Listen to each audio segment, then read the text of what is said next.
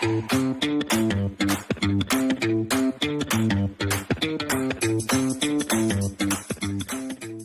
welcome, and here we are threatening you with another edition of Really Political. I'm Chip Franklin. Justin Horowitz, who is also normally with us, not here today. He's finishing law school, 2 weeks away. Comedian Tom Arnold, who has finished a lot of movies and a lot of comedy. He's here with us always. And our special guest today is White House correspondent and author of The Free Press bestseller, New York Times bestseller, Mr. Brian Karem. Boy, a lot to talk about, guys. So let's just jump right in.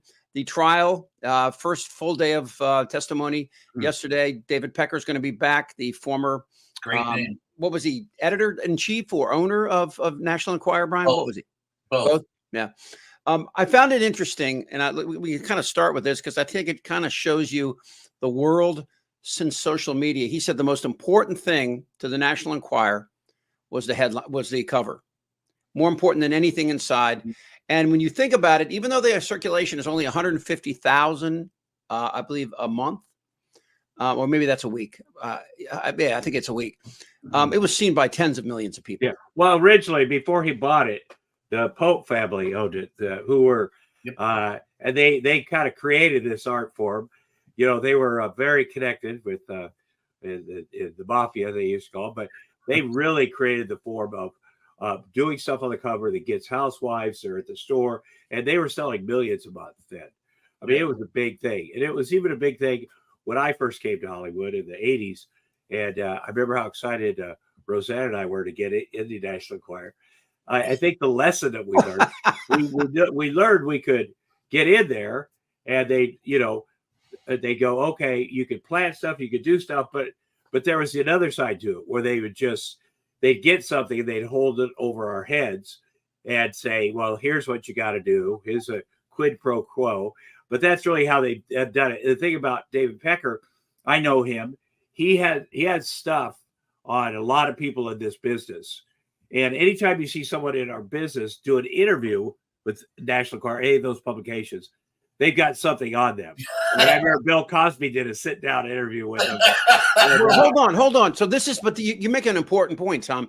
But one of the reasons why they did this with people, for example, with the Cosby thing, they held off on doing the big Cosby story about all the rapes. Catch and kill is what they call it. For an interview. Yeah. So they wanted. So it's always been about access, and with Trump, it was the ultimate access. They did this catch and kill for Trump. And essentially because I thought he had a chance now to become president. It was that close. And if he was president, they would have this unprecedented access to this guy. I really think that as this trial moves forward, this is all about timing now. It's like, why did they do this at this time? Right. Well, you understand the New York Post was like that too. Like Trump had a relationship with them, and he'd call in and fake he was somebody and to do gossip about how great he was in bed or something himself. And then he'd say, well, if you print that, I got something about Madonna that's horrible. I'm going to give you that. So that's sort of how Trump is always, because of his personality disorder, that's how he's always operated. And so when it came to the tabloids, the Enquirer, the Star, they're all the same company. That worked very well for him, as other media outlets are trying to not be the Enquirer, the Star. And so that worked very, very well for him. And he had this great relationship. And David Pecker, again, he bought the company for the Pope family, but he had something on everybody, people close to me out here. And because I would see him at parties with a lot of celebrities, and he had something on a lot of those guys. And so that's how he got so hard. That's not, I go, it's time everybody gagged up on that guy and what he's doing to people and whatever. But he was pretty powerful. Now, obviously, he lost everything because of Trump. This situation, and David Pecker had other dreams. Like after the AMI, at the end of that, he tried to buy Time magazine, and a bunch of my friends who are pretty powerful stopped that purchase because that was his thing. I really want to be the editor of Time magazine. I don't want to do so he lost out on that too. But let me just say these specific cases. By the way, Brian, it's good to see you. Good to see you. These specific cases. Karen McDougal, who I know, a very nice person, in love with Trump, voted for Trump, probably will still say that on the stand. The word got out about them, and Dave Pecker's like, I got this. And there's a guy named Dylan Howard who was his number two, who's in charge of a lot of the media stuff now. And it's a guy at first I didn't like at all, but he seems pretty harmless, nice guy. He was kind of the guy right front. So it comes out, Karen McDougal's been having this affair with Trump.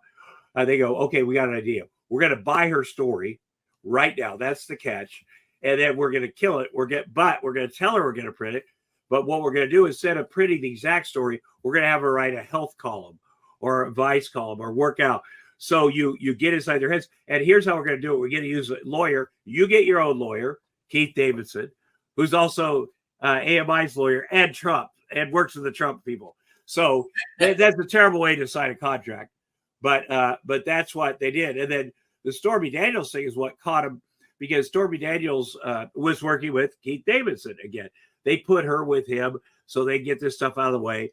And they signed a contract, $130,000. And then Trump didn't pay it. He did not pay it. And that's why we are talking about this today, because he stiffed her. And then she had to get another attorney, Michael Avenatti, who I wish would shut the fuck up by now for prison. And go the fuck away, but yes. Yeah. But he was good for this, because if Trump would have just paid her, you would never have heard about this. In fact, she wrote a letter saying it didn't happen as part of her agreement with them. But then they didn't honor their $130,000 part. So that's how we got here. Okay, let me ask you a question.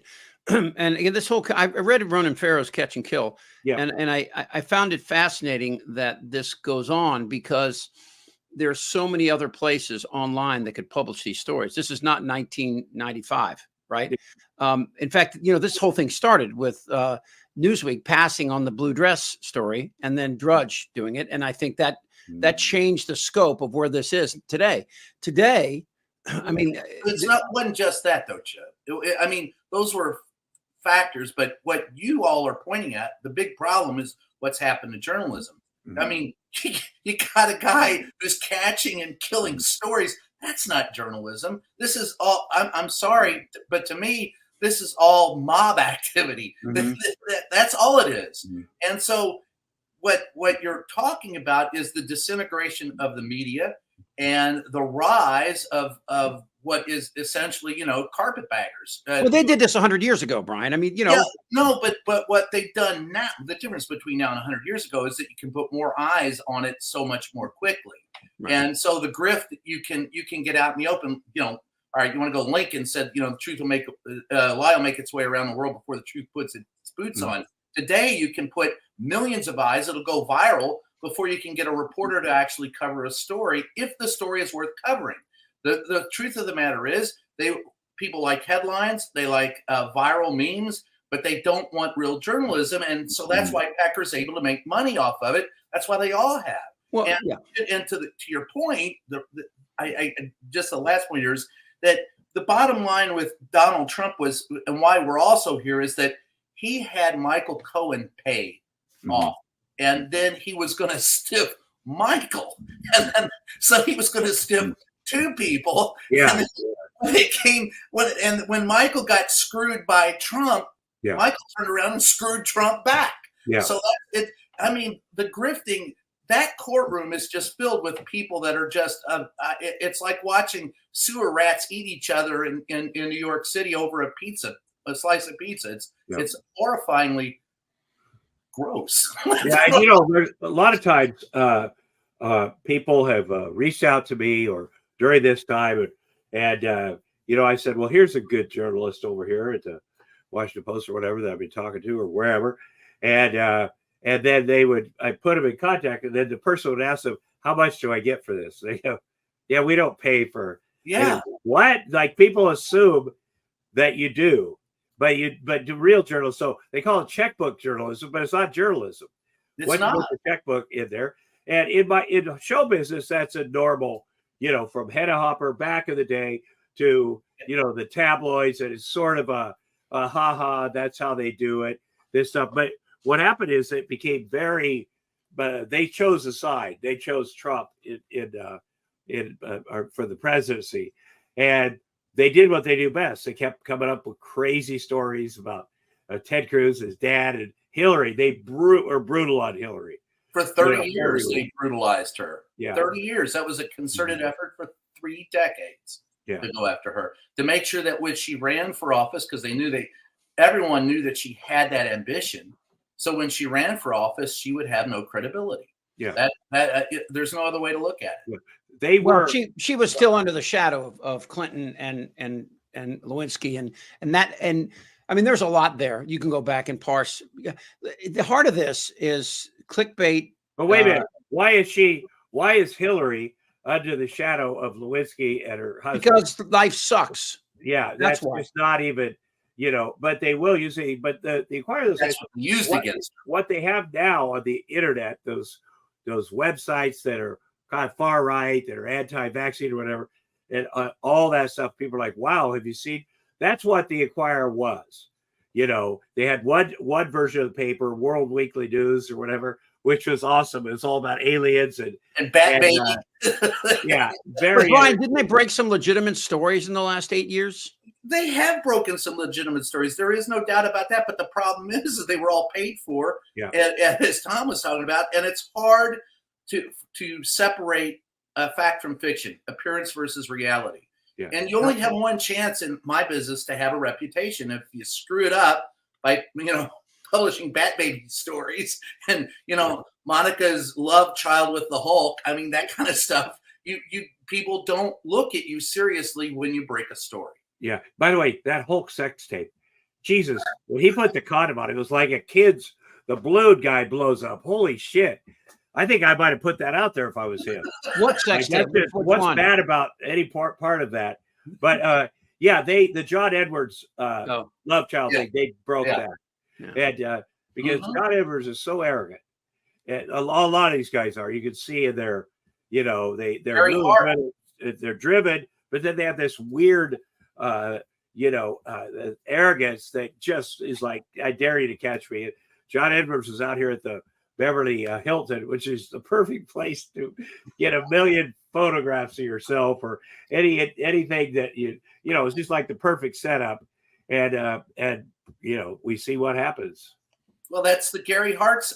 In my business, we call it the Gary Hart syndrome. Gary Hart sat out there and said, I'm not screwing around on my wife and you can follow me. And even the dumbest damn reporter would go, oh, okay. And they did. And they caught him on a boat called Monkey Business with his girlfriend. And he went, shoot, boom. That was the end of it. That was an amazing thing, daring them. Yeah. And then him. But that's how God works. Hey, let's at the risk of sounding Trumpy here. Comedian and we don't get it. Hey, at the risk of sounding Trumpy here, the Washington Post and New York Times killed stories in the 60s about sex with politicians in the past. In fact, they were ready to do it in 97 with the Newsweek story, right? So, I mean, this is not something that... Well, especially in the 40s, 50s, there was an ethic that they're like... No, but Tom, I'm talking 1997. Newsweek was ready to bury the story about Monica Lewinsky because they didn't feel it was suitable for their audience or whatever reason. I was privy to some of that argument, and it wasn't that it wasn't suitable. The question that was asked is, what does this have to do with policy? And today that isn't exactly, and you can argue it either way you want. It did have something to do with policy. It didn't have something to do with policy. But ostensibly the argument back then was about the relevance to the job being done. And so you can fall on either side of that argument, but it wasn't about the prurience of the act itself, because no one is above reporting that. It's just that how does it fit into the narrative of what you're trying to do? Well, then when the cigar thing was entered, I know the Post had some consternation as to whether to print that and how to handle that. But let's go back and just talk about the change that's happened, and is it irrevocable? No, we just report everything. But no, what I mean is, for example, now you're competing with algorithms and the clickbait of algorithms. So how do you get a story about this trial and get it out and get it read? I understand, but there's 700 places you can go. Yep. right? And the places that have the most pictures and have the most lurid headlines will get the most views, and they'll get the right, and they'll Well, off the top, yeah. You can't, like I said, you can't compete with that. You can't compete with the with the math of it. But what you can do is hold on to your reputation for vetted factual information. Be the repository where you go if you want real news. And that's what we lack.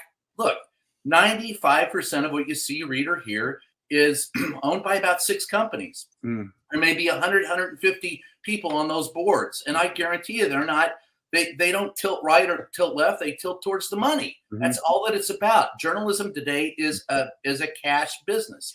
Well, I was working for Disney and ABC when during the OJ thing, and they told me to stop talking about it. They said people don't want to hear, which was bullshit because I was in Washington D.C. and every black person in D.C. knew exactly what happened. And I had to get on a flight out to L.A. and cover it for America's Most Wanted. Tell me about it. Yeah, that's a good job. I like that show. Let me tell you what's another good thing about this trial. First of all, don't you wish it was on camera? It should be. But it reminds us of something. You know, there was the old PP tape, alleged PP tape in Moscow, and Trump and the hooker and whatever, and Trump. His thing was, I wouldn't do that. I'm a germaphobe. That's what he said. That was his excuse. Everybody knows. But yet he raw dogged a porn star. Like, that's legitimate. While his wife had a 4-month-old child. I mean, that seems very risky behavior, from him. That seems above and beyond, but it's also the germaphobe thing is bullshit. Yeah, well, everything with him is bullshit. You'd walk into the White House and they say that the president isn't there, and you can hear him yelling. They say the president was there, and there's no Marine out in front, which is they have to be there. If he's there, they're not there, so they're bullshitting. Right, Brian. Who did you like working with in the White House? I mean, who was because everybody's got to do their job, they got to do this thing, but was there? Can you name a couple of people that were cool? They were as honest as they could be with you. That you during which administration? Any or was that any of the Trump administration or Trump? The Trump administration. Anybody, any person. Red Deer was good. There was another one. Caroline, they called her Caroline Sunshine. She was good. These were lower level staffers who told you the truth and tried to get you. And Bill Shine was actually a decent guy to work with. But the rest of them, every one of their press secretaries, the best he had was Sean, and they went downhill after that. And there wasn't one of them that was at the end. It was sheer lunacy, just sheer. I mean, Sean Spicer was the best. Yeah, he was the best. No, he was the best. But tell me about the wait. Yeah, the best. Look what he's deliver. Who's he compared to? It's up. It's like he's mediocre compared to everybody else, but he was the best that Trump had. Yeah, and give me a feeling of the lunacy. Tell me what that looks like, Brian. Well, it's walking into the White House, hearing the president yelling from 3 doors away about how it's too cold or he doesn't like the lights. It's walking into the upper press and being told that you have to leave because they don't want you around, and and the Secret Service is saying, no, you can stay. This is this is public area. It's walking in and being told that you're fake news, but they want you to look at something that they admit is fake news. It's walking in and being told that they're going to kick you out because they don't like the questions that you ask. Yeah. It's walking in for a briefing, and you ask the president to stay around and answer a few questions, and you end up in a fight with a guy who sells fish oils. Yeah. Well, tell me, but how does that differentiate between other administrations? Well, Mike McCurry was the best. Clinton had some of the best, and these were people that were of serious mind. John Kirby currently is as good as McCurry. McCurry didn't he kind of pull it to Horst in a bit? Yes, I like him a lot. Hell, the first one I met was Ronald Reagan's folks, and they were even more professional. I couldn't stand anything that man did. But the fact of the matter is, there's always been a professionalism. There's always been a veneer of civility that wasn't there. It's just It's like walking. It's chaos in a blender, is how I described every day in the Trump administration. Yeah. Well, you know, the Reagan administration, Jane Mayer, the great Jane Mayer, friend of mine, great journalist. She was the first woman that sat in the press corps in the press room, whatever. And Ronald Reagan used to go, "Hey, how about the little girl over here?" but in an endearing way, because you know, he would call on her. Where's that? Helen was the only one that she was the first one I met. Helen Thomas. Oh God, and when I walked in, and she introduced me to Sam Donaldson. Yeah. We all walked upstairs, and while we were up there, they said, "Larry Speaks. The president is coming over to speak to Larry Speaks. Everybody's got to leave." Helen was beating on the door, telling Larry, "Get your ass out here and talk to us." If I did that during the Trump administration, I'd been carried away in irons. Yeah. And so her and you know, she takes off with Sam. I'm 24 years old, man. I was nervous. I turned, I tripped, I fell. There's a hand on my shoulder. Yeah. And I thought it was Secret Service ready to beat my ass. Yeah. And I turned around and looked, and there was the president of the United States. Yeah. And Ronald Reagan looks down at me and goes, "Well, young fella, you don't have to bow in front of me." And that was how I met him. That's great. All right, so let me kind of turn this and get to our next guest, because I think this is right down that line. A lot of people remember in Nixon's final days the worry that he would do something irrational. He was praying. If people walked in the Oval Office and saw him on his knees, and of course those that were close to him. And I'm trying to think of the central figure that actually was told that he'd keep an eye on him, kind of similar to what Milley did during January 6th by calling China and saying, "Hey, relax. This is not a war. We're under control of the government."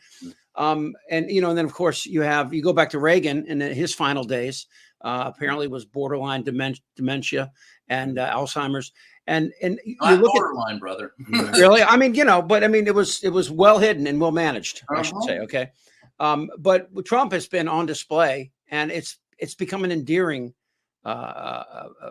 point. I mean, watching him the other day in that Gettysburg thing, you know, me boys going up the hill, and then that when he started talking about illegal aliens, and he couldn't finish the thought. Yeah. We've seen that. What do you mean endearing? What do you mean endearing? To his people, to his people, they find it endearing that he's kind of a bumbling kind of guy. Mm-hmm. They do, right? I mean, I'm not. They actually find him down home. They find him real. Okay, that's what it is. That they believe he's one of us. Yeah. He's just, you know, he might mistake, but God bless him. He's a Christian and he's one of us. Yeah, he's like us. He's just as racist, but he's rich. Like he's the best one of us. That's what we want to be. How rich, though? Yeah. All right. Well, let's talk to John Gartner. Is a psychologist, a psychotherapist. He's an author and activist. He's also a former part-time assistant professor at Johns Hopkins University Medical School, and he's been talking a lot about this. And maybe after we finish the whole Trump thing, he can figure out what's wrong with us. John, great. John, good to have you here. Thank you so much for the time. I really appreciate it. Thanks for having me. Appreciate it. I know you moved some patients around to talk to us, so thank you. I hope nobody does anything bad in that period of time. I think they'll be okay. Us or his? So them. There's been them. Okay. I don't know about you. There's been a lot of talk from psychologists and psychiatrists from a distance, since nobody's actually had the opportunity to interview Trump in depth and try to get to the degree of his sociopathy. But what are the telltale signs that you see in his demeanor and his language, and how worried are you, both as a professional and also as a citizen? Well, so on a scale of 1 to 100, 100 as far as the worried. But let me answer your first question because it's a long answer. First of all, to diagnose dementia, we need to see cognitive decline. And if you compare speeches that Trump made in the 1980s, he actually had a very rich vocabulary. He spoke in polished paragraphs. Now, as you've pointed out, he can barely finish a sentence. In many cases, can't finish a word. And in many cases, has no words at all, but just makes sounds. So that's clearly a regression. And actually, Sharon Begley for Stat Magazine, she's a science writer. During the first Trump administration, she had a group of neuropsychologists read those speeches, view those tapes. And as a group, they agreed that there had been substantial cognitive decline suggesting of organic illness. So that was back then. But he's deteriorated massively since then. And this is what happens with dementia, and people need to understand this, is that not only is it a deteriorating illness, so I always say to people, the Donald Trump you see today is the best Donald Trump you're ever going to see, because he's only going to be deteriorating from here. But the rate of deterioration accelerates, and that's what's happening. So at first we were comparing him to himself in the 1980s. Now people who visited him recently said he's not the same man he was 4 years ago. So with He's this not. accelerated Mhm. So with this accelerating rate of decline, you do the math, okay? And what actually happens at a certain point, they fall off a cognitive cliff and they become completely disabled. And I think that he's closer to that cognitive cliff than people realize. I'm utterly certain he could not make it through 4 years without becoming completely cognitively disabled. But let me talk about the evidence. Can I ask you a question real quick about it? Sure, of course. My question is, having spent 4 years with him, these were things that I noticed, and tell me if that is part of cognitive decline. There were a couple of times where I saw his hands shake uncontrollably while he was talking. He would look down at you and wink and then look and was lost and would look back at you, and as if, there were a couple of times where he would look back at me and actually like what's going on type of thing. Then there were other times a blank look, like he's disoriented. Disoriented blank look. He's doing that more. I'm He's standing doing that 5 more feet now. away from him. And these were things that I noticed that during his time in office came more frequently. They were very infrequent in first, but during that last year in office, it seemed like there were more and more of those issues. And we would talk about it in the press corps, but look, we're not doctors. I wouldn't supposed to know. But those were things that I saw, and I just wondered, what was I witnessing? No, you're absolutely right. And we're seeing them more now on tape. Like he was talking about Russia and Iran, and then he just goes, yeah, that sounds great. Well, that's and he for him. looks up at the Like sky. an alcoholic. But he looks up at the sky and he really is blank for a moment. Yeah. And by the way, this thing about the Gettysburg speech, I think what we're seeing more and more is his total disorientation. His not knowing who's president, his thinking that Biden beat Obama, his mixing up Pelosi and Haley. I'm kind of getting ahead of myself here, because one of the things I want to talk about is deterioration in memory. Okay, people want to tag Biden with having some cognitive decline because he calls the current president of France by the old president of France's name. Well, I call my younger daughter by my older daughter's name. So that's the normal thing that happens with aging. He didn't where I call him got our de Gaulle. appointment wrong. Yeah, he didn't go back, 50 years, right? Right. Yeah. But John, let me say this. In fairness, somebody in the 80s is going to be less sharp in this year, like just normal. Not. I'm really interested in the falling off the cliff part. I am 65. My kids I'm a single dad. They're 8 and 11. I have a lot of freaking Post-it notes up, and I get up every morning and look at my mirror and say, "Go look at the Post-it note on your," because you do learn to because there's parts of the memory that seem more valuable that you, and then the other parts you could learn to operate with it. And so, but this falling off a cliff thing, that's the scariest part for me. I'd love you to describe that. Well, I think, in other words, where he would become completely incapacitated and disoriented. I mean, actually, you start to see some of that in the Gettysburg speech. I actually would like to, if I can, read the Gettysburg Address to you, but decoded. And so there's 3 things I want to say about it before I read it. The first is he's completely disoriented. Okay, he doesn't know what Gettysburg is. And by that, I don't mean he doesn't know the true spirit of Gettysburg. I also don't mean he's ignorant about history. He doesn't really know. No, I mean, he's like, he could be anywhere in the world. He doesn't know where he is. He doesn't know what it means. He knows it's important. And one of the things people with dementia do. Yeah, exactly. Well, actually, it's funny you say that, because when people have dementia, one of the things they do is they use superlatives as filler words, because they don't know what's happening. They just go, great, wow, incredible. So you're going to see some of that. The other thing is they become disoriented and they start to make up stories. It's called confabulation, because nature abhors a vacuum. So if you have no memory about the context of what's happening, you make one up. And that's what that Robert E. Lee story is about. So so let me just read it, the Gettysburg Address. The Battle of Gettysburg. What an unbelievable. So much, so interesting, and so vicious and horrible, and so beautiful in many ways. It represented a big portion of the success of this country. Okay, and then he goes on to the Robert E. Lee. The statement of Robert E. Lee, who's no longer in favor. Did ever notice that? No longer in favor. Okay, so that's just a sop to the racists. Yeah. But now he's going to make something up. Never fight uphill, me boys. Never fight uphill. They were fighting uphill, and he said, "Wow." But how much of it? And he lost his favorite general. Yeah, but how much of that is just lying? Like when said, read your favorite Bible quote. When he's like, "Yeah, I've got so many. I would not like to take him to." I'll tell you what the difference is. No, it's an excellent question, and these are the different. Ironically, he's so impaired premorbidly that these become the difficult differential diagnostic questions. Because you're right, he always lied. He always told stories. Whatever. He sparred with Muhammad Ali or whatever. He makes up stuff, but it's more like someone in a nursing home does, where they say something that couldn't have happened, that everyone knows didn't happen, that it's bizarre. He's not just vaunting himself. He's making something up that is it's not benefiting him. It's just bizarre, and so he's making it up. And the things like about Obama, about Biden having beaten Obama, obviously he's disoriented there. And, if you go to an emergency room of a psychiatric hospital and they ask you who is president of the United States, and you say Barack Obama, there's a 90% chance they'll admit you for observation, because you're disoriented. Especially for Donald Trump.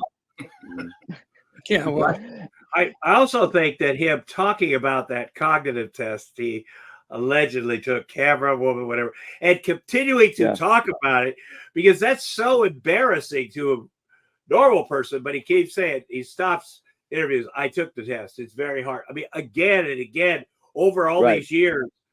That because he like knows the truth, and he's being defensive about it. He knows that actually, first, we only give test to people we suspect have dementia, and so saying you aced it doesn't mean you're Mensa. It just means you didn't. Is it crazy, really? Just this week, it was reported that an illegal alien, and you just look at this, what's happening. What happened? I got to give him credit for that. He knew he couldn't say the word, so he's like, "Plan B. I'll just riff off." Illegal alien? What's the word he couldn't say? Alien. Alien. It's very actually. This is where talking to doctors helps. Okay, well, this is a formal sign of dementia. It's called a phonemic aphasia, where you use a non-word, use a sound that is not a word, but has a piece of the word in it. And you've probably seen supercuts, either Ron Filipowski on Twitter or the Comedy Central, or actually, if you listen to the Democratic her hearings, Nadler and Swalwell each shown their own supercuts of these phonemic paraphasias. This is not something someone does if their brain is not broken. Right. Well, let me ask this. I was at the press briefing when Dr. Ronnie came out and said Donald Trump could live to be 200, and I was standing. We had all the information from his doctor. He was so high when he said that. I think it was like he was zooming, baby. But so I'm sitting there, there's I'm with CNN's guy, who does their medical stuff, and we're looking at it, and I go, "Look, my dad had heart problems, and there seems to be elevated calcium here." And he goes, "Yeah." He said, "This is the beginning of heart disease, and it could be, it could help lead to cognitive decline." Is that right? I mean, could heart disease Sure. A lot of things can hasten cognitive decline. Even in the psychological pressure he's under right now with his trial is hastening his cognitive decline. But you're right. Ronnie Jackson lied his ass off through that entire. He's got amazing genes. He can live to be 1,000. He can live to be 200. That's what he told me. He's 6'1", and by the way, what you pointed out, that's actually evidence of heart disease, as you pointed out. So that's not being cleared. But we were actually part of the group that urged Ronnie Jackson to give him the MOCA. I have to say, we actually kind of made an issue out of it and kind of embarrassed them into doing it. We had a bunch of doctors sign a letter, and we sent it out to like 10,000 press places.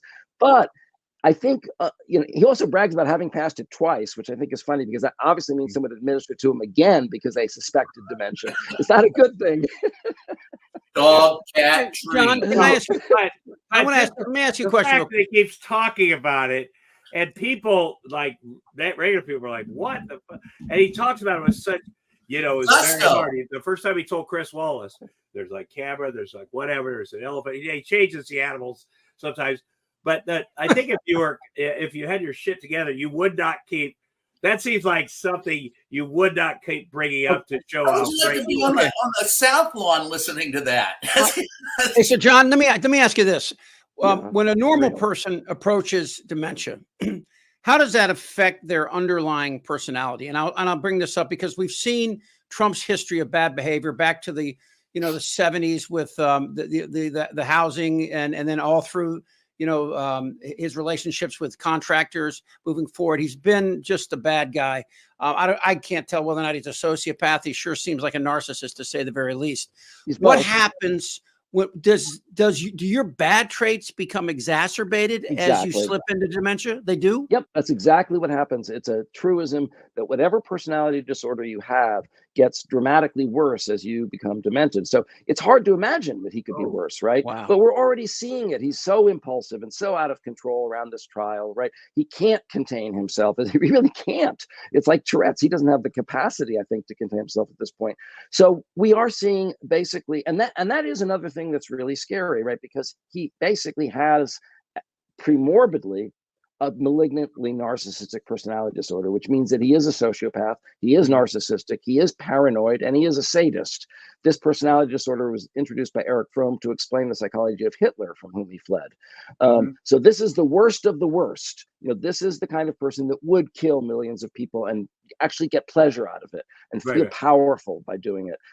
But imagine then this getting more discontrolled and more impulsive and more erratic. Yeah. More power. More opportunity to be like that. I have to say, John, I'm glad you're here on a personal level.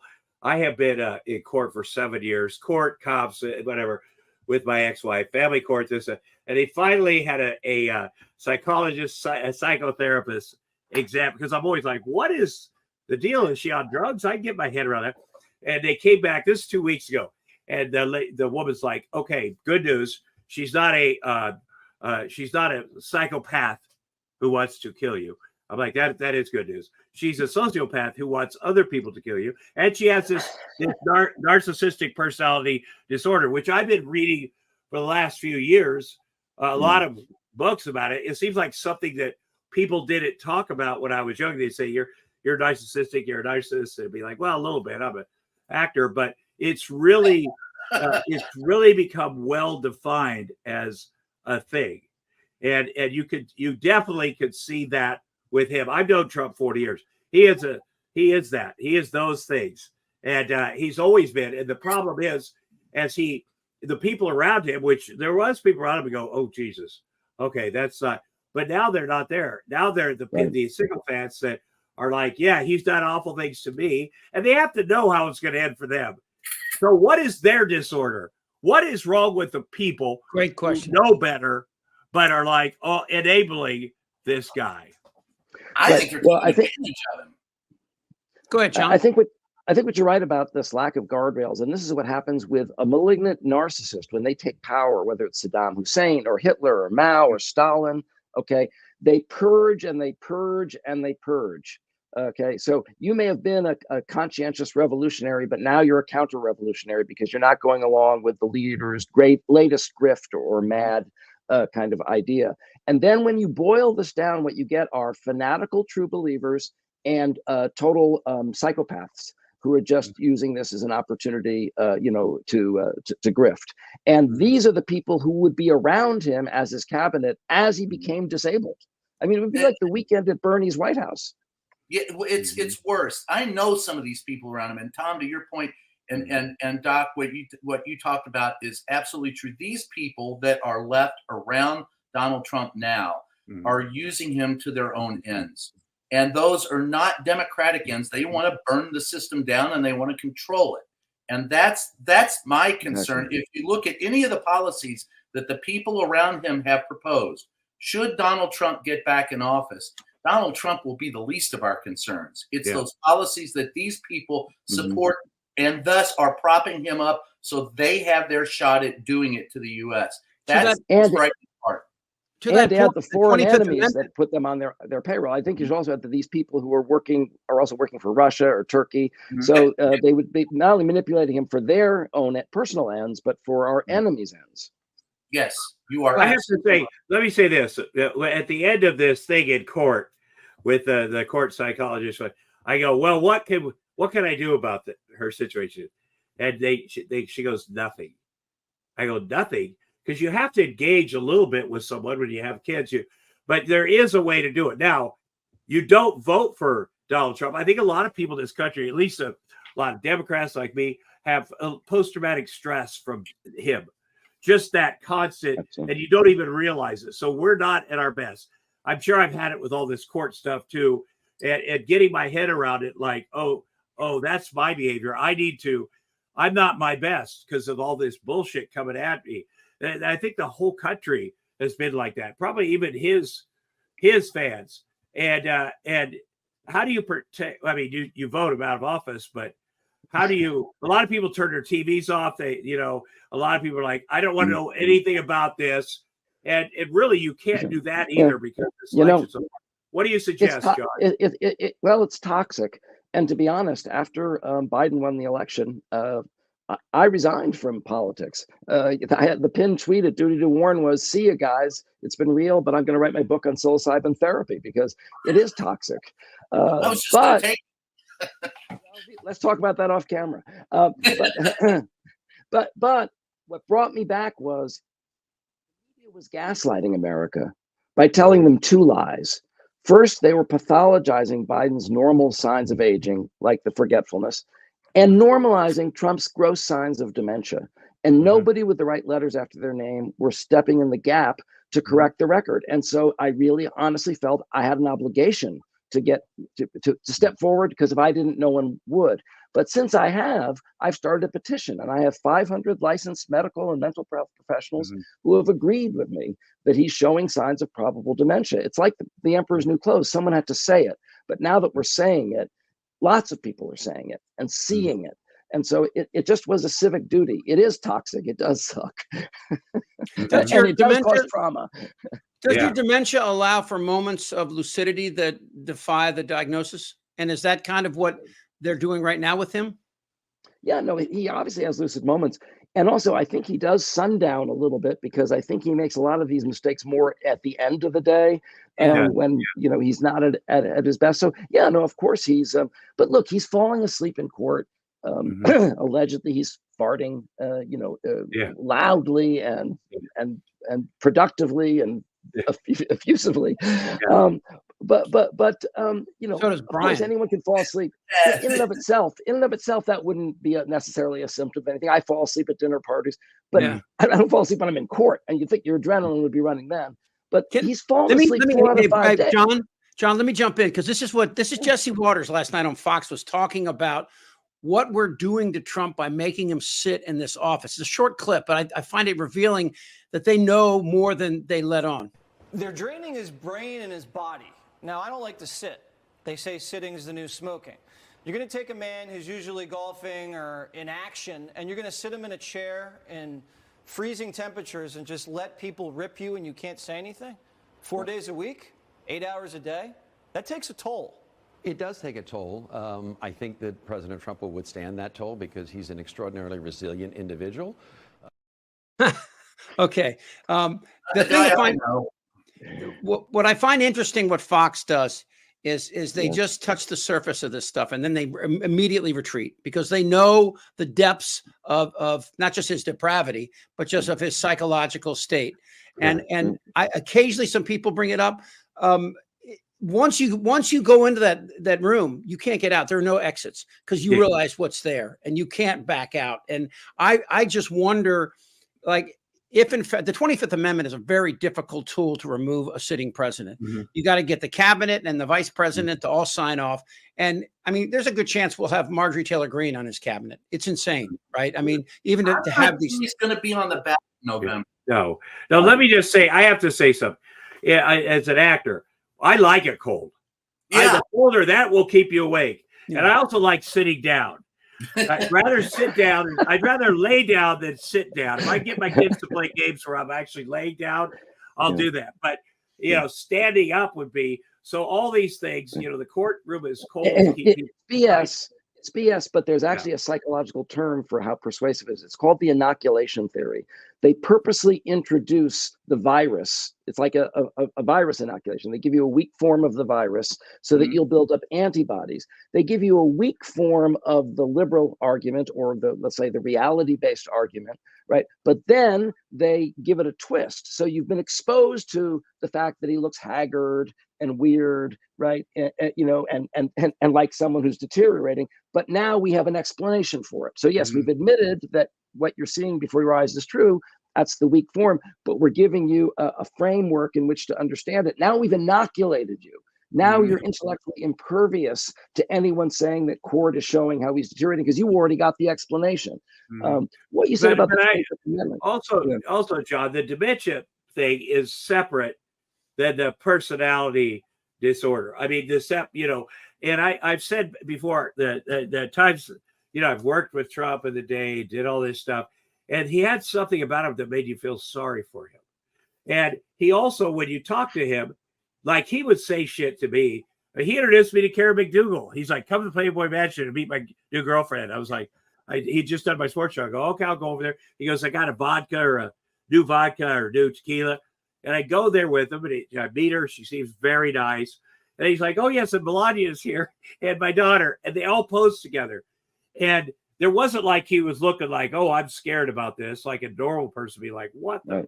It was like he has that thing. Like, this is the way it is. And again, he did have a thing where he feels sorry for him. He's really using that with the people to give the $5 donations and stuff, because even though there's no reason in the world to feel sorry for him, except of who he is and what he's doing to himself and everybody else. But he does get people. There's something, and I think it's because his personality disorder, you don't realize. You're like, wow, he seems like troubled. I feel sorry for that guy, but there's, I don't know what that is. I feel sorry for him if he didn't wield power. I feel I feel empathy for him as a human being, but no sympathy for him because of what he's doing to the rest of it. Yeah, my empathy's over. My empathy for him is over too. Well, Brian, you said a few minutes ago, Brian, you still have a doubt as to whether or not he'll be on the ticket in the fall? I wonder. Yes, I do. I don't know. Look, we're presupposing that the two people that are going to be in this race in November are Trump and Biden. We've not had either. Neither party has had their convention yet. There are things that could happen between now and then. Both of them are elderly gentlemen. The actuarial tables could take hold. Donald Trump could go down in this trial. Biden is in it because he thinks he can defeat, Trump. When Biden first walked into the White House, I was under the impression, as most people were, in the press pool, that he was a one-term president. He said he was the bridge to the future. Now he wants to be that future. So I think that either one of these two guys may not be, but I really think that Donald Trump, and based on what the doctor just said here, you talk about going over the edge. This guy's there. He's on the precipice. We noticed it in the White House. I mean, screaming at 5:00 in the afternoon. You walk in at 7 in the morning. He never kept any kind of reasonable hours. There was evidence that he walked through. In fact, there were Secret Service agents. Here's another one, Tommy, talking about weird in the White House. There were Secret Service agents told me he would walk through at night after everybody was out, would walk through the press area and look at our desks and look at it took him 3 years to get in there. And how about being told that you could say you could solve the COVID problem with the introduction of sunlight and bleach? I was there for that. I mean, I think I may have asked the question. You that kind of nutty shit. You see that then. You see him now, and I have seen him twice since he's left the White House. And I mean, I used to have to attend those rallies quite a bit. I don't think he can make it through to November. No, I have think to he can say either. that COVID, when he said the COVID with a powerful light, you know, and maybe you can put it in your. That was kind of charming because that did remind me of my freaking grandpa. All right, well, so My I want to go. Came up with shit that you're like, oh my god. Okay, Tom, but let's go back to the important thing that John said earlier about the comment about whatever apathy or apathy we have as individuals in the voting republic that actually vote for this guy. Okay. Yeah. When my grandfather, he told me when he got back from World War I that he stopped smoking. They were calling them coffin nails. They knew cigarettes were killing you back then. Mm-hmm. What stopped people from this dangerous habit? Price and availability, but mostly price. People stopped smoking for the most part because they just became too expensive, at least a large demographic of America. And I read that study somewhere that a big reason that they stopped smoking is a realization that this was not affordable. But what is the key? But you know also how hard Congress did a good job of this, of pointing out, you know, taking the actual cancer research, because I don't know if you remember, but the 6 heads of the 6 tobacco companies, including one owned by the Tisch family, friends of mine, they said for God, they go, do you think smoking is dangerous or no? Even though they had all the research. So it was that too. Sure. I mean, they're incredibly people. But my point about that, it's not about the cigarettes. It's about how people view something that's dangerous, right? As opposed to something that has a certain excitement to it. And Trump definitely has that. Trump gets people up to see what he did. How many times did we get so much anymore? The last fair enough. The last time I saw him, it wasn't an excited venue. It wasn't a crowded venue. The T-shirt vendors. Now, look, there are people who show up to those events just to sell and make money off of Donald Trump's name. I mean, you haven't lived till you've walked through a venue where Donald Trump is speaking and there's guys selling weed hats. You know, that's but let me finish my point. So my point is that we got 6 or 7 states that will determine this next election. So the idea, if this was a popular vote, nobody'd be worrying about this. It'd be fait accompli, it'd be over, right? But it's not. And because of the Electoral College, he has a real opportunity to become president again. And he'll be, like you said, it's a weekend at Bernie's kind of story here. People are controlling all these other avenues. He's not going to be it. You know, he wants to debate Biden so bad. I'm not that so sure that that's a great idea for Trump. Biden. Yeah. He wants to. Okay. But my point is, he wants to, and he won't do it. What's going to have changed between 2020 and 2024 to make this guy become president? Not in a political way, but the personalities involved. Have they successfully painted Biden as a doddering old fool to the point that Trump would actually seem more capable of commanding this position? Well, this is the gaslighting that got me into this controversy in the first place. Twice as many people thought Biden was cognitively impaired. So literally the reality was the opposite of what most people thought it was. And so we have to correct this record. And by the way, just my last comment about the weekend at Bernie's White House, they used to have an expression in the Middle Ages: a bad king is better than no king, but no king is better than a child king. We would have a child king. We would have someone who was mentally a child. And that's literally the worst situation for any state to have. Yeah. But also the right side media, Fox News, these guys have done a great job of focusing on Joe Biden's mistakes, whatever, without acknowledging the other. They focus on Joe Biden, his son. Oh, his son's a criminal and a drug addict, just because they are unable to. It's in the mainstream media too. They did back off a bit. They did back off a bit after the State of the Union, where he kind of slam dunked him. Yeah. Well, they said he was on coke. He was on cocaine then. Well, to be honest, we have done a horrible job. I watched, I was in the briefing room and an idiot asked the question, why do we need to make our own steel? We have allies that do it. I mean, just the stupidest freaking question. But we're bad. They're bad. We're too young. There's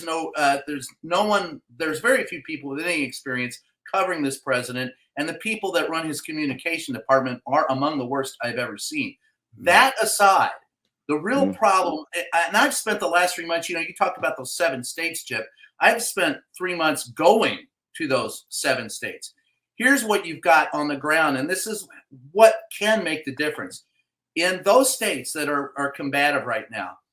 There's no Trump organization. Yeah. None. No money. They have no money, and there's no Trump organization. His only support, his supporters in those states are what is, that's his system. That's his framework. Biden, on the other hand, has people on the ground. They have people working at small affairs and going to fairs and going to the Food Lion and going to the PTA meetings and the small. So they're doing all of that. Is the DNC running this, or is it Biden's campaign? Biden's campaign with assist from the DNC. But here's the problem: they're horribly organized. I've never seen a more disorganized group of people in my life, and that goes back to the White House. One of the reasons why Trump and his supporters, and I don't even call them Republicans anymore, when they go to Milwaukee, they ought to just call the damn party the MAGA party and get it over with, because all the Republicans have fled, or most of them. But the simple fact of the matter is, in the White House, they do not know how to present the president's message. And that's part of the reason why that Trump and his minions have made inroads in making us think that Biden is, incapacitated. And I'll give you one example. The bridge collapse. Now, Biden shows up. They walk him across a parking lot. There's no stage. It's not even risers. There are more reporters there than there are supporters. And they staged it wrong. And so they had to move people around. They moved the teleprompter. There was very little lighting. All of this, Donald Trump did well. If it had been Donald Trump, it would have been a massive riser and a stage, red, white, and blue balloons. You'd have the big Klieg lights. You'd have a band, and you'd have 300 or 400 people out there. Donald Trump knew how to present a message. The message was horrible. Biden has actually done the real work. And for the last 4 years has done, look, he got aid to Ukraine passed. That's a bipartisan. Yeah, it was huge. And the border bill that Johnson killed, he did as well with Langford. It really did work. He got Johnson at the White House and convinced him to move. All right. They don't communicate that well. So let me say this. The last thing about Joe Biden. That's not who Joe Biden is. He's authentic. Like, he's that guy. They could pitch him all this stuff and say, well, Trump does this. But that's Trump, the fake show business thing. And Biden is authentic. I agree. I'm sure they could do a better job of meeting in the middle, but Biden's just not. I mean, people are always like, why doesn't he call Trump names? Why did he do that? That's not who he is. Yeah. And he genuinely has been a very, very good president. Trump, yes. And he's made some smart comments. Yesterday, the press, we were standing there and they go, what's your legacy on abortion? And he looks at the reporter and goes, what's your legacy as a reporter? We need to do more of that. John, I know you got to go. John, I know you got to go. But one last question: do you think that we could, if he had a Mitch McConnell moment, Trump did, where he just loses it and just stares for a bit? In your opinion, would that be enough? He's already had many. They're repetitive. No, but I mean, the one where he literally can't talk and they have to walk him away. This story's. I have to run because I have a patient. But have me on again, and I'll tell you why. The story isn't going anywhere. The story isn't going anywhere. And anytime, any week of the year you have me on, we'll have new Gettysburg addresses to talk about new moments of blank staring, new phonemic aphasias, you name it, we'll have it. All right, buddy. So I got to go. John. Thank you, buddy. Thank you. Really nice. That was Dr. John Gartner, an American psychologist, psychiatrist, activist, and former part-time assistant, a professor at Johns Hopkins University. It is fascinating to me to see. Notice how I got in my personal stuff I'm dealing with, because we had a psychologist, psychotherapist on here, and I'm like, hey, I got this situation. I was going to let that slide. That's the Jewish part of me. Like, if there was a doctor, I got this thing. I was wondering about this arm here. But yeah, go ahead. By the way, I just ordered my Star David sweatshirt that I'm going to start wearing. Okay. I just had a felon last week. Hey, you know what? We should all do this show in Milwaukee during the Republican National Convention. Oh, that's a good idea. I'm going to go. You don't even need a lot of people don't realize you don't even need a press pass to get. You can walk right up to the building in the parking lot, and that's really the best place to be. Everybody walks through there. They have to go. All the luminaries got to go through a little small little failings, you can get there. I got my best interviews in 2016 and 2012, 28, 24, all the last 20 years going to these things outside. Indoors, there's too many people. And you know what a press pass gets you at these conventions? Nothing. Nothing. And it's all over. Anybody that stays for Saturday, nothing happens on Saturday. Everything happens on Thursday and Friday. And it's a great time. And there'll be so many crazy people there. You know, we'll be able to do enough Jordan Klepper B-roll to last for like 10 years. I'm in. It makes me think though, like that the fact that the right and the MAGA nation won't acknowledge this. I wonder if there's enough time to build that Republican momentum to have some effect in Milwaukee and stop this coronation of this idiot. No. I disagree. I think there is. Take a look at what happened in Congress this week. I think right. I think the numbers are shrinking for Trump, while the voice is louder for Trump. And I think there's a real. I don't think there's a way of stopping his. And maybe I'm overstated. I don't think there's a way of stopping the coronation unless he's not on the ticket and they have to draft someone. And that would make a very interesting Republican convention. The old school convention in back rooms and maneuvering to find a candidate. That's a possibility. But I still don't know that it'll be on the ticket. And I don't see a path to victory for him. The people that I've talked to, I interviewed a woman who voted for him twice. And won't vote for him again. And she wouldn't even tell her husband. She's always voted straight Republican.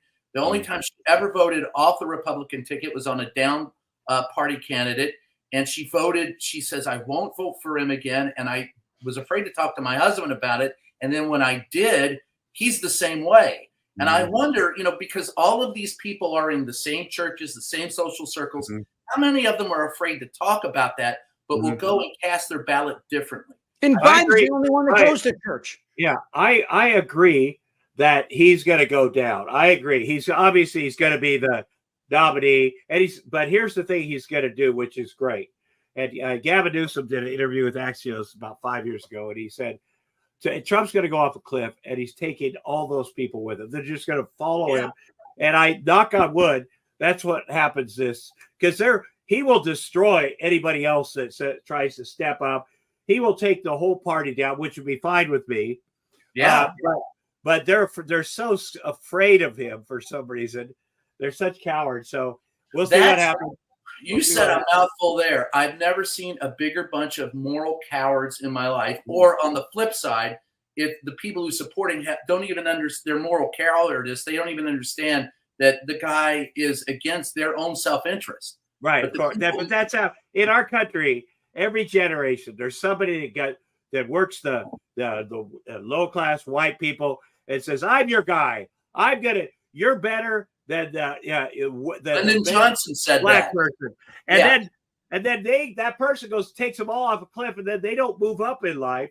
And the people around it, the women, the people of color, have moved up a notch, and they stay in the same place. Used to be mostly in the South, but they stay in the same place. These guys are falling. They're also very stupid. I guess that's education in the United States, brother. Yeah. Well, and remember what Arnold said, think of how stupid the average American is and realize half of them are stupider than that. Yeah, that's very true. But on a kind of a somber note, we probably are living in the most dangerous times in my life. Between Russia and NATO and China and Taiwan and of course the Middle East. Not even, beginning to think about the possibility of a bird flu and person-to-person transmission. There's a lot right now to have a person in charge who has none of these capabilities. That's the most dangerous thing that we have to fear. It's Trump and the people around him, because America, we can pull it together for these other things. We can but when we got a guy inside that is such a cancer, that throws everything into. That's like, okay, nothing makes sense, and it is stressful, and I can't wait till it's over. Oh, same here. From your lips to God's ears. That's why I do. If you take a look at what's going on internationally, I think history will show that Joe Biden is probably one of the best presidents we've had on the international stage in my lifetime. Yeah. And the fact that we haven't ended up in World War III yet. Is I think, you know, it speaks to his ability as a leader and his ability to get Michael Johnson to pass that Ukraine aid. One last thing here. I want to get to you guys, get your opinion on this. The recent polling has shown that RFK Jr. hurts Trump much more than Biden. Oh, shit. Okay. I understand this, but I mean, so let's imagine a scenario that it does go to the House of Representatives. It's the state. Hold on. This is interesting. The state legislators vote, not the members of Congress, but the state legislators vote. And then there's 26 are Republican controlled, 24 Democrat, but they've done some polling, and many of these states are not MAGA Republicans. And they're people that would see this as an opportunity to finally throw dirt on this guy.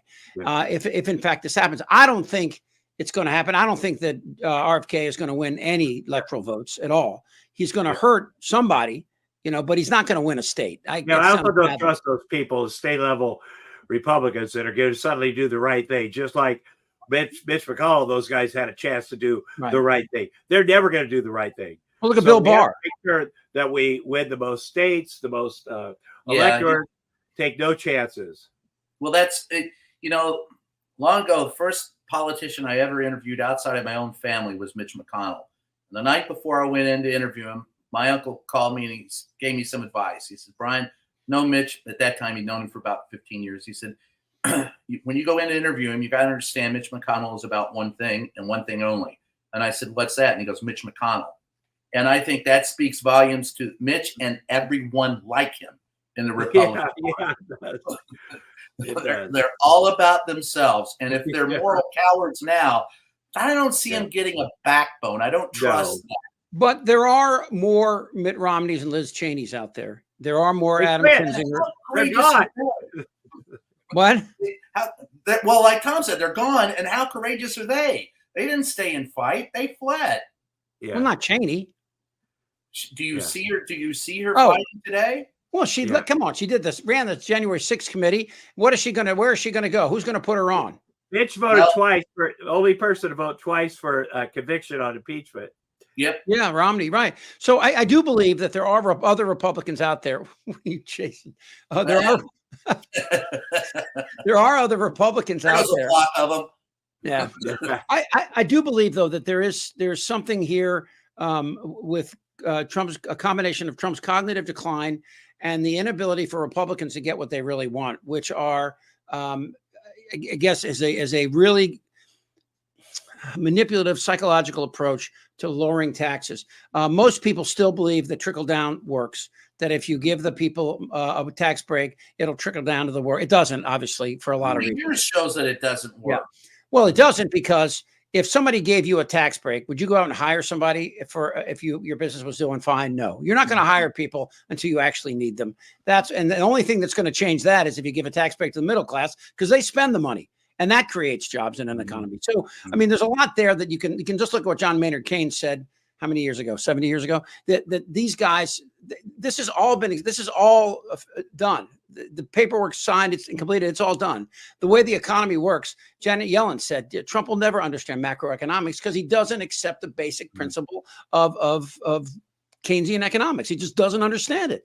And so the Republicans know. Once he's declared bankruptcy, obviously doesn't understand economics. Yeah. I mean, goddamn.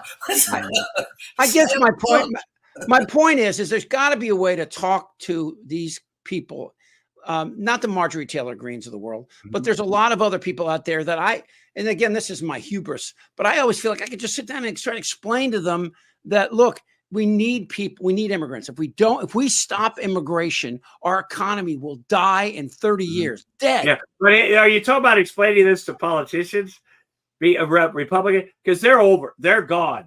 Even though this is going to be bad, they have to know in the back of in the front of their hearts and minds that Trump's going to destroy everybody and everything, including them. He has they know that. They're still going to go along with it. So it's a lot to expect your average citizen who's been a Republican to grasp this concept. And they've never been able to grasp it before. I remember there's a joke about Reagan who started the trickle down, and they were like, I forget what And so what equivalent of the poor people, he trickled down. So it's like piss on you is the punchline. Yeah, tinkle down theory. And but that's not, in this election, it's got to be, okay, these are the choices for the world, for this, for that. You can't, I feel you can't get into the minutia of, okay, this is what inflation is today, this is what gas is, because there's none of that. It's a big picture. Yeah. It's very visceral. And why do people take Ozempic? They take it because it's a shortcut, right? The real way to lose weight is for most people, not everybody, but for most people that are obese, the real way to lose weight is a long, often torturous path of exercise and food and awareness.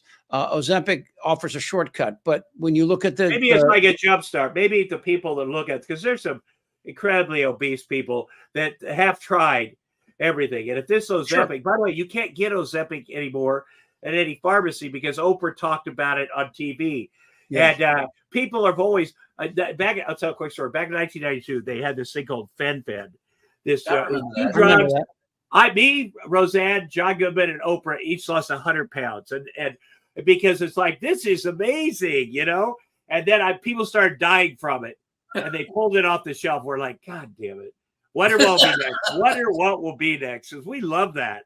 So.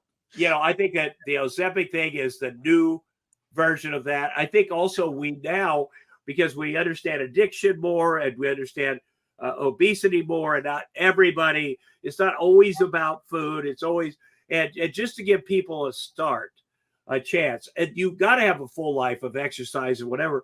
But sometimes people, when you are huge, it's hard to go, okay, you could get sober in one day and look in the mirror and go, I am sober.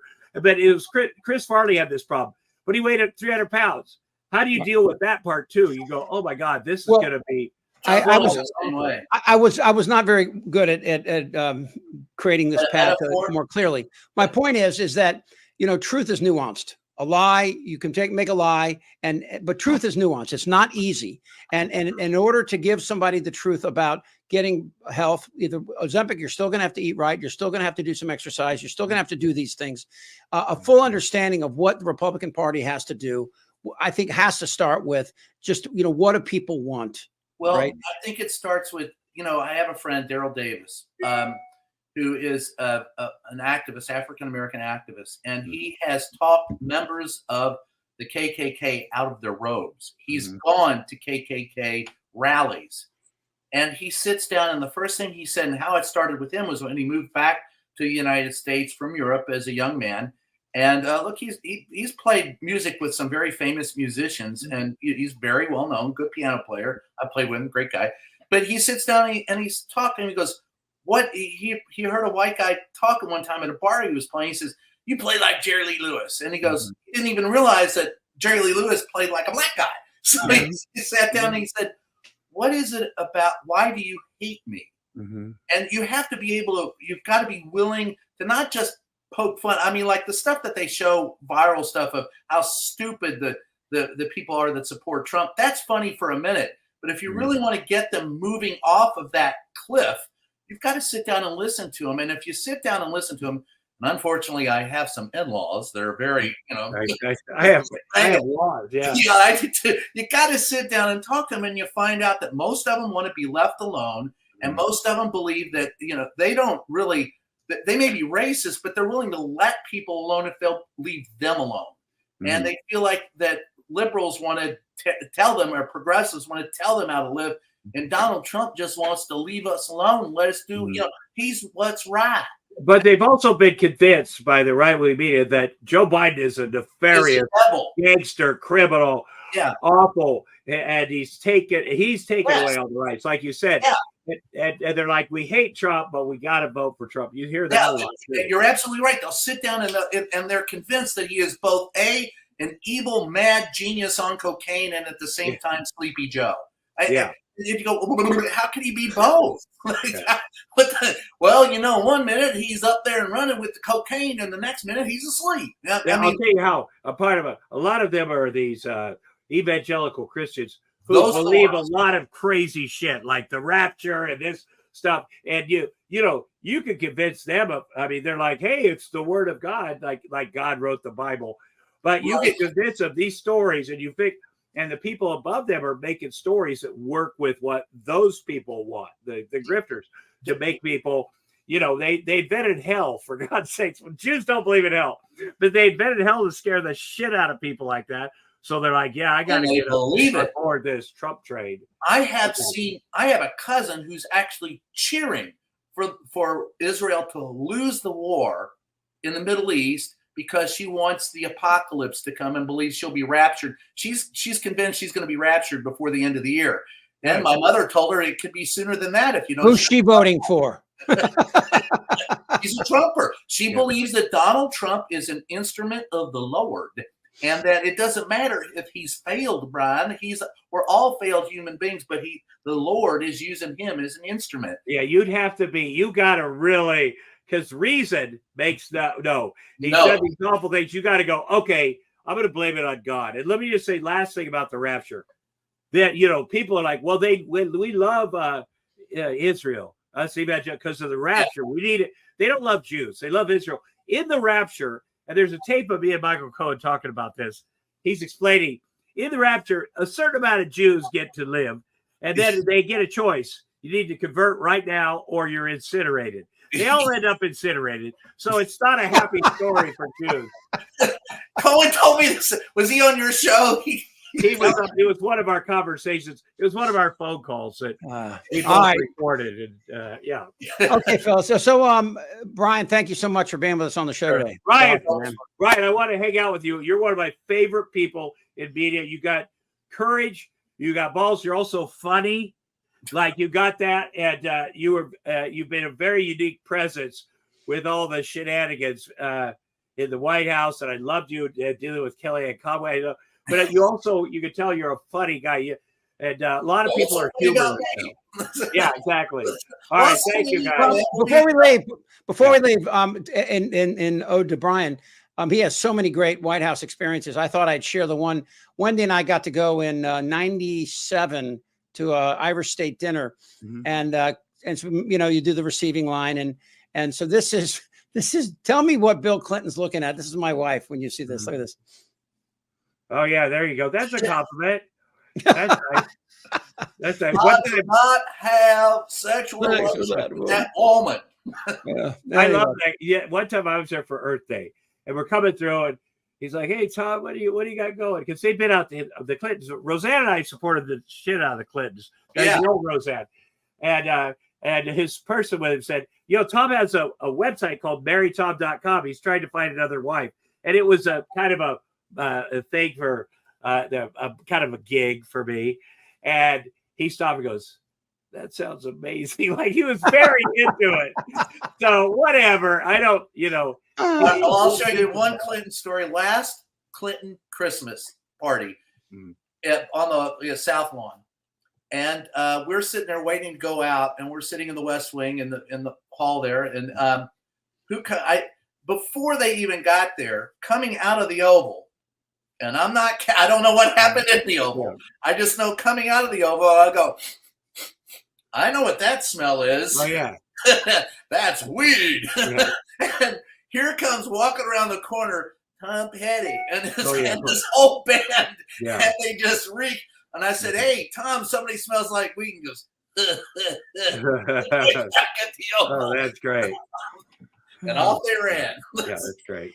All right, guys. That was great stuff. Thank you, guys. Again, follow us on Really America on YouTube and Tom Arnold at TomArnoldComedy.com. We're going to do a stand-up show together soon. Yeah, we got to get you playing. He's on the West Coast.